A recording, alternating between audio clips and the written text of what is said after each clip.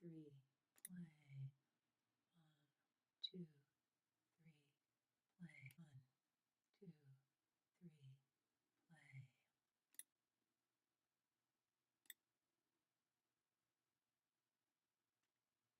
Take a look at E. E awards 2 out of 10 and simply says, highly unlikely. Reviewer F gives 9 points and says, based on the narrative, this plan seems feasible.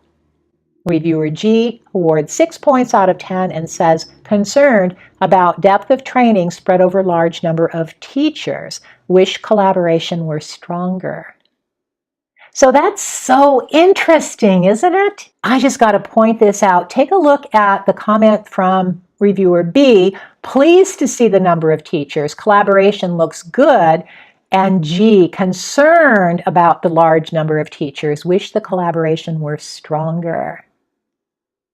That's all I'm going to say about that. Push pause if you'd like to and spend a little bit more time looking at that. Keeping in mind, these are reviewers who are sitting down looking at the same proposal. All of these comments come from the same proposal, the same scoring area. 7 different reviewers looking at exactly the same thing and seeing it 7 different ways. So how are you doing with the ahas and hmms and insights and takeaways for this checkpoint so far? I told you it was going to be a bit bumpy, and maybe there was a lot that was new for you in taking a look at the review process and comparing the scores to demonstrate clearly that this is not an objective process. That's a lot to take away, but we're not done yet. Before we wrap up this particular checkpoint and call it done for the day, I want to do a little bit of a fast forward because the story I want to tell you comes from inside the reviewer's experience of sitting down and working through all of these proposals. Jill is one of the members of my review team, and she happens to be a highly placed program director in the State Department of Education. She lives and breathes education, education, education. She knows it inside and out. She knows all the players. She knows the arena. She knows the ins, the challenges, the ups, the downs, everything. And she puts in a ton of work inside her job and a ton more work out in the community, being an advocate for stronger education practices and policies. So here's Jill, and we're having a conversation. We've just completed the group review conference call. Everybody else has fallen off the line, and Jill and I are the only 2 that are on, and we're having a little bit of a recap chat because she's my main colleague when we're working together as my contact person at the State Department of Education. And at some point in the conversation, I said, Jill, I was really, really interested to notice tell me if this is true for you. If you had picked the 3 proposals that were written the most clearly, would those have been the same 3 proposals that we ultimately decided to fund? And she said, you know what? Absolutely. She said, I did not even notice that when I was reading it, but instantly, as soon as you said that, I could easily say, oh my gosh, yes. The 3 that we ultimately funded were absolutely written far more clearly. It took a lot less work to understand what the heck they were talking about, and that made me laugh. And I said, Jill, that's so funny because I teach in my grant writing classes about something I call the 12-12-12 scenario, and I want to share it with you and see what you think about it. And I said, it's all about imagining when you're the one who's sitting down and writing the proposal that the person reading it is a real live, living, breathing person who's going to have some strains and stresses and challenges in terms of mental energy. They're intelligent, they're well educated, they know the field, but their mental energy is limited because, imagining worst possible scenario, it's 12 midnight when they actually sit down to read the proposals. That's 12 number 1. 12 number 2, they've already put in a 12-hour workday. Now they're sitting down to read through this stack of proposals, and guess what? Your proposal is number 12 in the stack. So I said, Jill, what was it like for you by the time you got to the last proposal in the stack? Does that resonate for you?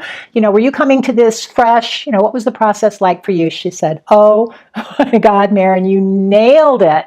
I actually didn't sit down to read through these proposals until about 10:30 at night, and I had already put in a 60-hour work week between the job and my community commitments outside, a lot of legislative activity. I'm doing a lot of advocacy at the legislative level, and I knew that this had to be done, and I wanted to bring my full attention to the process. I know this is so very important, and I was worried that I wasn't going to be wouldn't have the stamina to really see it through. And she said, I had to work so darn hard. By the time I got down to proposal 2 or 3, I found that I was just like chugging like an engine, working so darn hard. And I didn't even realize until you pointed it out that there were 3 proposals that rose to the top in my mind because I didn't have to work hard to understand what they were talking about. And she said, now I get it. And boy, that 12, 12, 12, she said, that's my story. That's my story. So there you have it, straight from Jill to you. It really is true. And so that whole concept of mental energy, we explore that more in my other trainings. I just wanted to bring the story forward so I could report to you from my own safari journey that the 12, 12, 12 reviewer is alive and well, and her name is Jill. I have just a few more things I want to share with you as we wrap up this section. I knew this was going to be a long section because talking about the individual review really unpacks so much for us as we're taking our safari and scanning everything that's going on out there. But I have 3 more comments I want to share with you that might be surprises for you.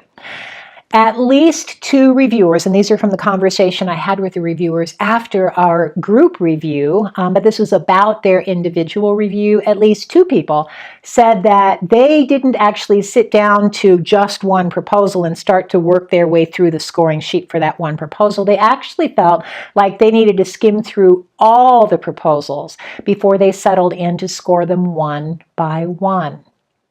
So my question to you is, why do you imagine they might do this? Why do you imagine they would feel that it would be helpful to skim all the proposals first?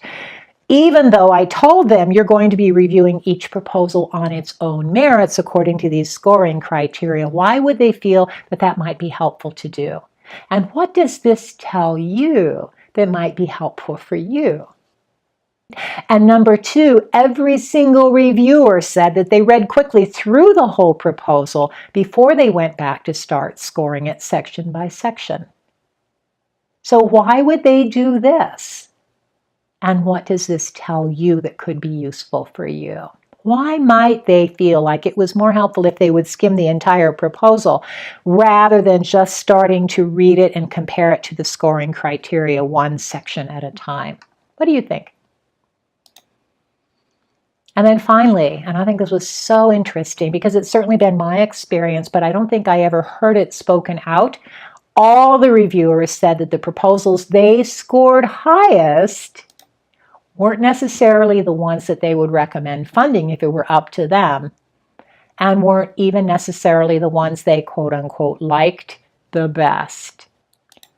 All right, you deserved a big rest from this one, but before we send you off to rest and recuperate for tomorrow's journey, please make sure you go back to do your field notes for checkpoint number 3, our individual review. There were a lot of them. What did you observe? What particularly stood out for you? What parts of the process, what tools, what techniques, what things I might have shared? What made you go, aha? Big reveal. What made you go, curiouser and curiouser, or more and more perplexed? And as always, what are your 3 key takeaways that you're going to pack into your field bag and take back with you to put to work on behalf of your nonprofit and your community?